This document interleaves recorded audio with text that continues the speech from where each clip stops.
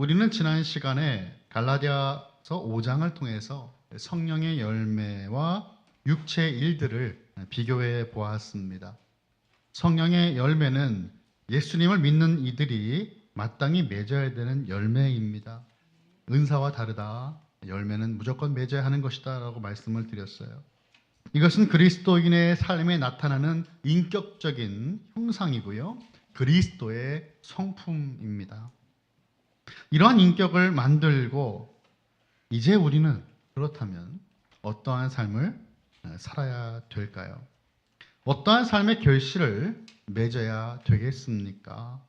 오늘 말씀을 통해서 한번 생각해보고 또 말씀을 통하여 그 방향으로 그 길로 힘차게 나아가면 좋겠습니다. 그래서 사도 바울은 오늘 본문의 9절에서 어떠한 결실을 맺을 것인가 라고 하는 이 질문 앞에 이 9절의 말씀 우리에게 이렇게 말씀합니다. 우리 한번 한 목소리로 같이 읽어보겠습니다. 시작. 우리가 선을 행하되 낙심하지 말지니 포기하지 아니하면 때가 이름에 거두리라. 아멘. 그렇습니다. 분명 때가 되면 거두게 된다라고 말씀을 합니다. 이 때라고 하는 것은 나의 시간이 아니라 하나님의 시간입니다. 우리는 항상 조급해합니다. 우리는 결과지향적이에요. 그래서 좋은 결과가 없고 열매가 나의 눈에 보여지지 않으면 실패했다라고 생각을 하죠. 하지만 우리가 걷는 모든 과정과 순간순간은 하나님의 놀라운 섭리 가운데 이루어지는 것입니다. 그리고 결국 하나님의 그 시간, 하나님의 때가 되었을 때 비로소 결실을 맺는 거예요. 오늘 본문에서 사도 바울이 강조하는 두 가지 결실이 있는데 이 결실들은 모두 명령형 말씀으로 우리에게 주어졌습니다. 첫 번째 명령은 이것입니다. 우리 한번 같이 읽어볼까요? 1번 한번 같이 시작해. 시작. 서로 짐을 지라. 그렇습니다. 첫 번째 바울의 명령이 서로 짐을 지라라는 거예요. 하나님을 믿는 성도된 우리는 혼자 살아가는 인생이 아닙니다. 우리는 함께 살아가죠.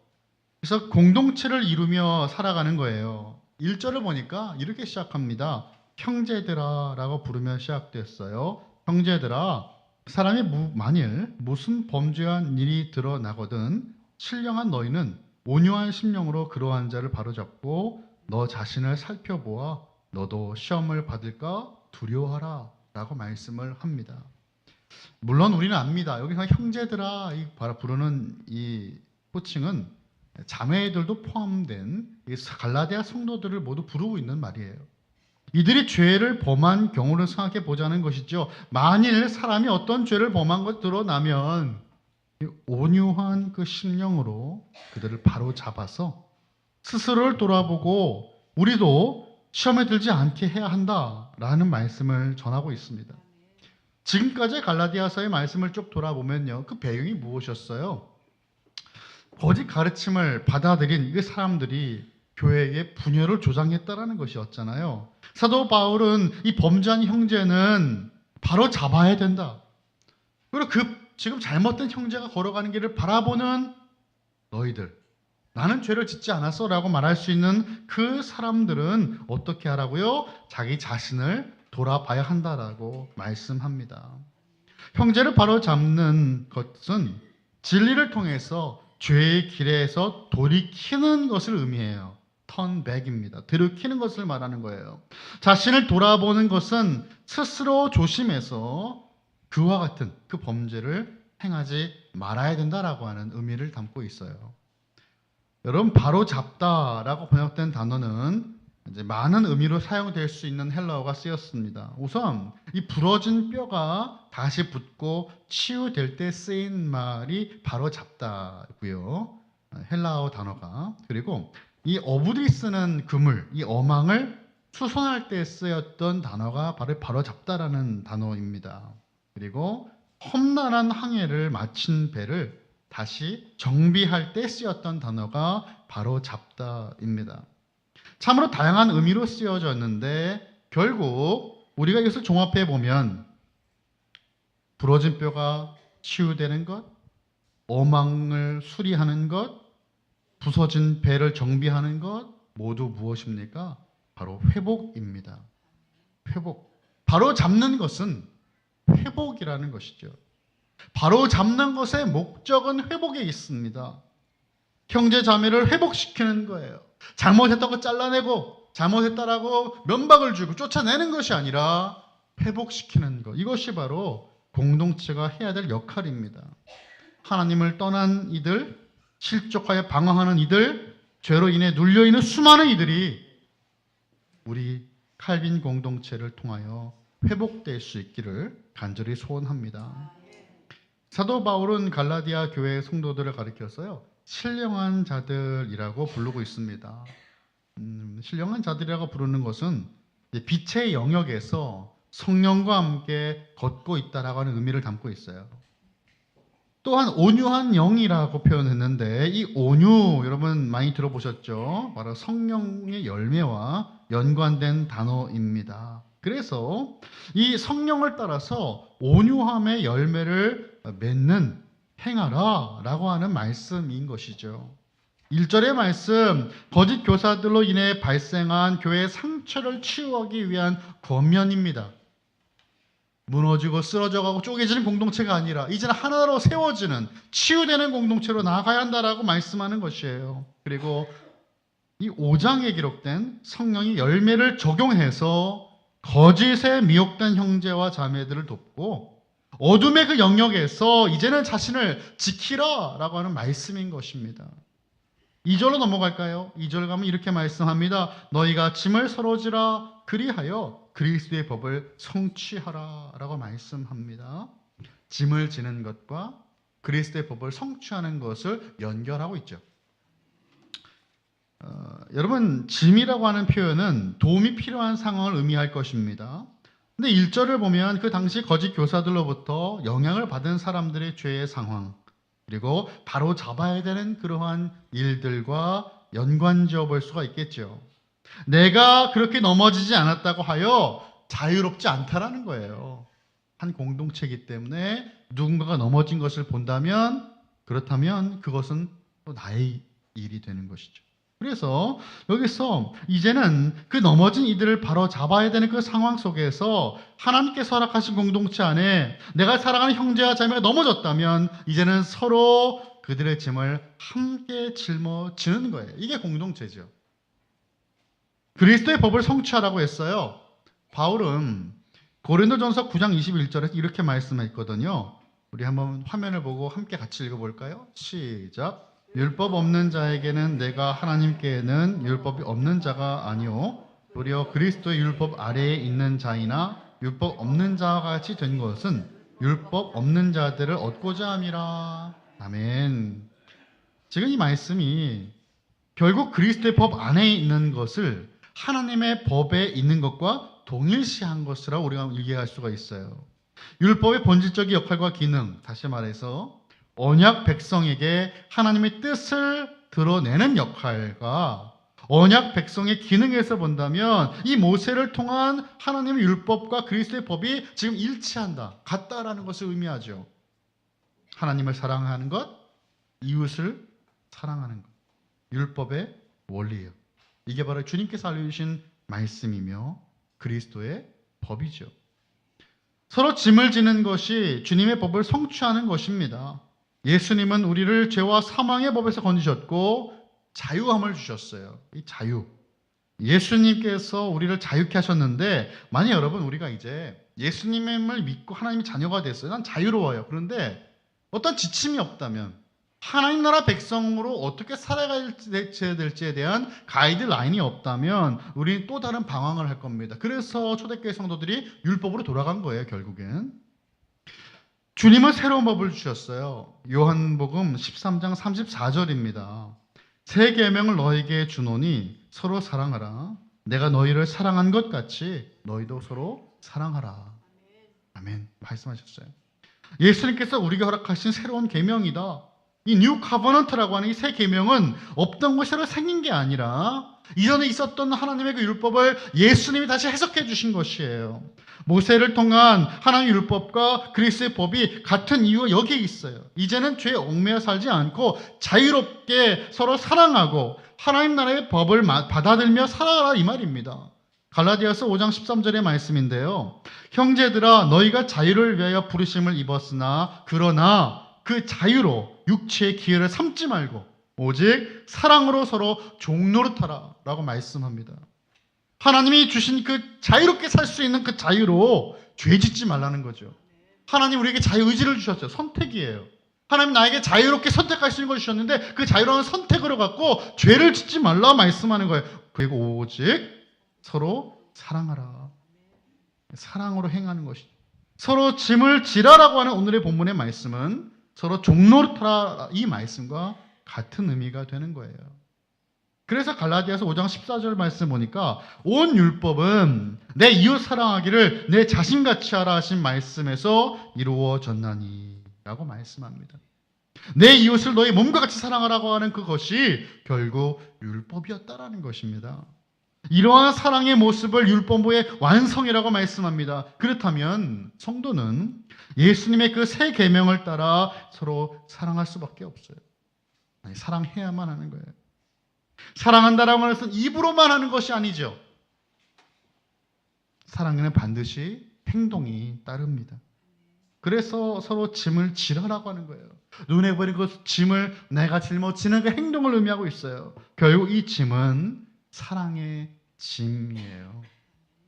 3절의 말씀입니다. 만일 누가 아무것도 되지 못하고 된 줄로 생각하면 스스로 속임이라 라고 말씀하죠. 누군가가 아무것도 아니면서 마치 무엇이 된 것처럼 생각하면 그것은 스스로를 속이는 것이다 라고 말씀하고 있어요. 거짓 교사들이 자신을 마치 대단한 사람인 것처럼 소개했던 것 같아요. 그리고 그들의 가르침을 따르는 어떤 우쭐대는 사람들이 있었던 모양입니다. 이것은 자기 기만일 뿐 아니라 헛된 영광을 구하는 육체의 일이다라는 것을 우리에게 말씀하는 것이에요. 예수님을 정말 만나는 사람은 내가 대단하다고 생각할 수가 없어요. 나 같은 죄인을 살리신 그 주님의 은혜가 있기에 나는 사라지고 십자가만 나타나며 예수 그리스도만 나타나는 삶이 그리스도인의 삶인데 내가 좀 대단하다라고 생각된다면 스스로 속임을 당하는 것이다 라고 본문은 우리에게 말씀하고 있습니다. 바울은 각 사람이 죄와 관련한 상황에 빠지지 않도록 각자 자기의 일을 살피라라고 말씀하고 있어요. 그리고 5절을 보니까 이렇게 말씀하는데요. 각각 자기의 짐을 질 것이다 라고 말씀합니다. 잠깐만요. 2절을 보면 서로의 짐을 나눠지라고 했는데 5절에서는 각자 자기의 짐을 져야 한다고 말씀했어요. 다른 겁니까?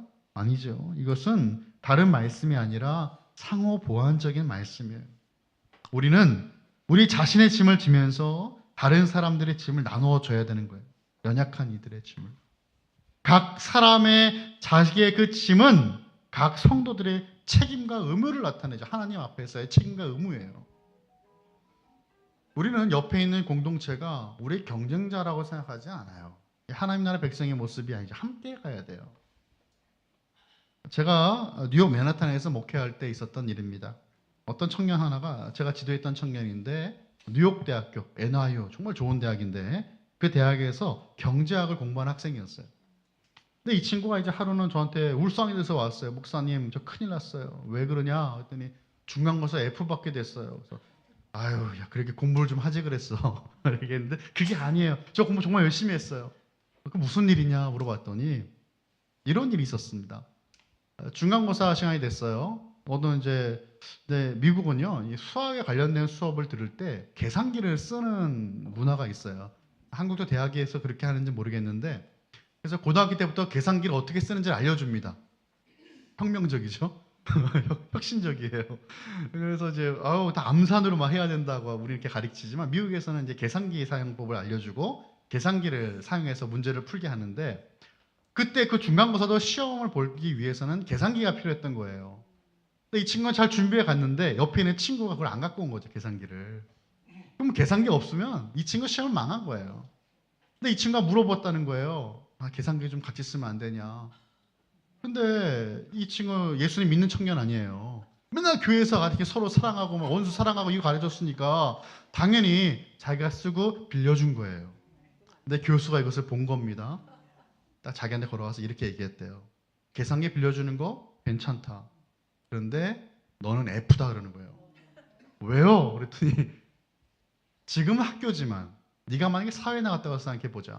너는 지금 경쟁자에게 또 다른 기회를 준 거야. 너는 저 친구를 밟아야 돼. 오 주여. 울상에 제가 그 친구한테 얘기를 해줬어. 잘했다. 세상과 하나님과는 이렇게 다른 거야. 네가 예수님의 말씀을 따라서 그 친구에게 기회를 주었으니 주님이 기뻐하실 것이다. 너 F 받아도 괜찮다. 라고 얘기해 줬는데 정말 F를 받았는지는 모르겠어요. 그렇습니다. 옆에 있는 분들은 함께 가야 되는, 함께 하나님 나라를 이루어야 되는 한 가족이고 하나님 나라의 백성이에요. 그래서 짐을 함께 질 수 있는 거예요. 사랑하니까. 복음주의 거장 존 스토트 목사님은 다른 사람들에 대한 올바른 태도를 이렇게 말하였습니다.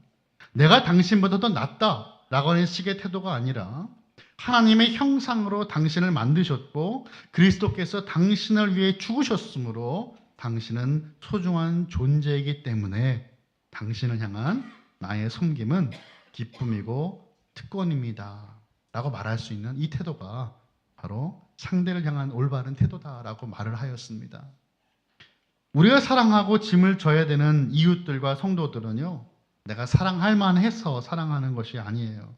하나님께서 먼저 이들을 사랑하셨기 때문입니다. 하나님의 형상으로 창조된 존귀한 존재예요. 내가 우습게 여기시는 사람들이 아니라는 것입니다. 예수님은 여러분 한 사람만 이 세상에 존재하였을지라도 성육신하여 십자가에서 죽으셨을 것이고 부활하셨을 것입니다.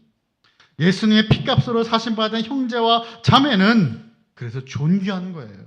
우리 옆에 있는 분들이 이렇게 한번 말해볼까요? 당신은 옆에를 보면서 당신은 존귀합니다. 당신은 사랑받기 위해 태어났습니다. 할렐루야. 네, 그렇습니다.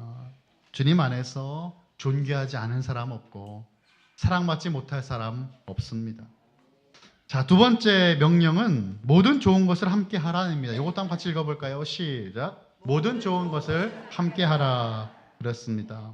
이제 말씀을 배우는 자는 가르치는 자와 모든 것을 함께 해야 한다라고 이 공동체 안에 중요한 말씀을 전달하였어요. 우리로 따위 목회자와 성도가 또 성도와 성도 안에서 아름다운 유기적인 교제가 이루어져야 되는데 감정적인 것, 시간, 물질적인 것 모든 것들을 함께 나눌 수 있는 이 귀한 공동체가 이루어져야 된다는 것을 함께 하라라고 하는 이 명령의 말씀 안에 담겨져 있다는 것을 우리는 알 수 있습니다. 6절을 제가 볼게요. 가르치는 받는 자는 말씀을 가르치는 자와 모든 것을 좋은 것을 함께 하라. 여러분 우리가 바울 서신을 이렇게 보면요.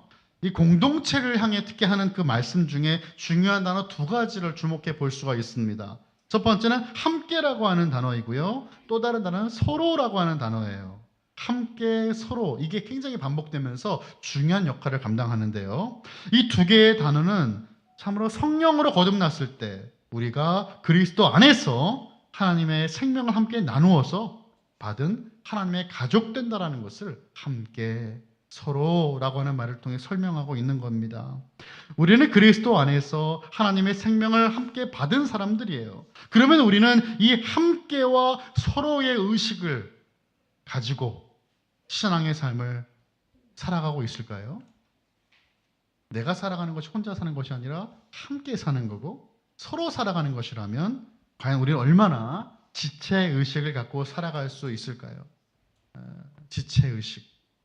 초대교회 성도들은요, 초대교회 그리스도인들은 사랑의 끈끈함이 있었어요. 그러니까 지체의식이 강한 거지요. 공동체 의식이 강했습니다. 지금도 그렇죠. 아주 부흥하는 공동체 교회를 보면 그 지체의식이 아주 강해요. 교회를 사랑하고 목회자를 사랑하고 성도 하나하나가 서로를 뜨겁게 사랑합니다. 여러분 여기서 이제 신천지라고 하는 이단의 모순이 나타나는 것이죠. 교회에 나가서 분열을 시키잖아요. 목사님 설교가 좀 이상한 것 같더라. 왜 그런 말을 자꾸 하는지 모르겠더라. 공동체를 이간질을 시켜서 목사님을 미워하게 만들고 그 안에서 자신들의 세력을 만들죠. 여러분 혹시 저의 욕을 들으신다면 의심해 보시기 바랍니다. 아니에요. 정말 하나님 안에서 이 공동체를 사랑하는 그 모습들이 나타나는 것이 바로 부흥하는 공동체입니다. 여러분 부흥하는 구역도 그래요. 구역원들은 구역장들을 아주 사랑하고 또한 구역장을 존경합니다. 구역장은 구역원들을 모두 사랑으로 섬기겠죠. 무엇보다 이 구역 다른 것들보다 내가 사랑하는 내 구역, 이 구역에 대한 남다른 아주 사랑과 뜨거움이 있어요. 그렇다고 내 구역이 다른 구역보다 더 낫다라고 자랑하는 것, 이것은 성숙하지 못한 모습이겠죠. 하지만 나의 구역에 대한 사랑과 자긍심은 있어야 돼요. 이게 공동체에 대한 사랑이거든요. 그래서 한 달에 한 번 드리는 구역 예배가 참으로 소중한 것입니다. 모든 좋은 것을 함께하는 사랑은 부흥하는 공동체의 모습이에요. 우리 칼빈 교회가 이처럼 모든 것을 나누고 함께 누리며 함께 경험하는 부흥의 공동체가 되길 간절히 소원합니다.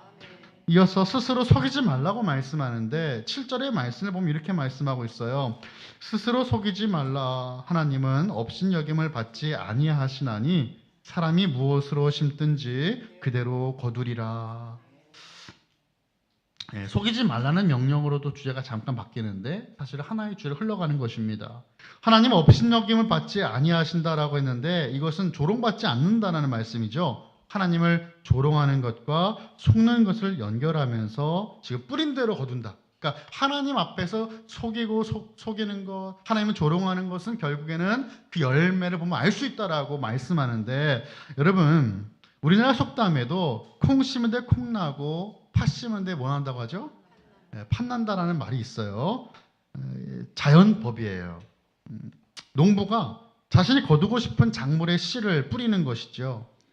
갑자기 궁금해졌습니다. 제가 설교를 준비하다가 그래서 검색을 했어요. 가장 비싼 채소가 뭔가라고 검색했더니 사프란이라고 하는 허브가 나왔어요. 그 다음에 우리가 일상적으로도 먹을 수 있는 것은 이제 바질 허브 많이 드셔보셨나요 혹시?